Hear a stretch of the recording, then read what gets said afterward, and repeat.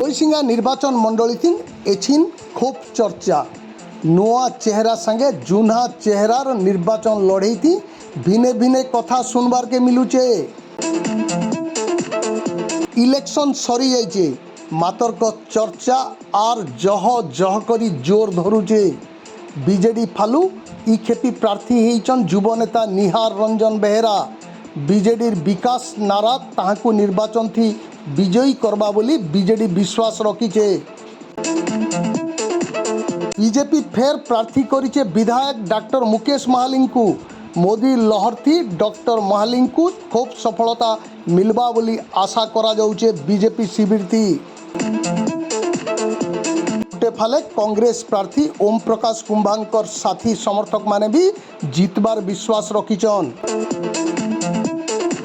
দেখা যাও আসবার 4 তারিখ দিন ভোট গন্তি বেলে কিଏ আগে রহুছে কিଏ পছে পড়ি যাউছে।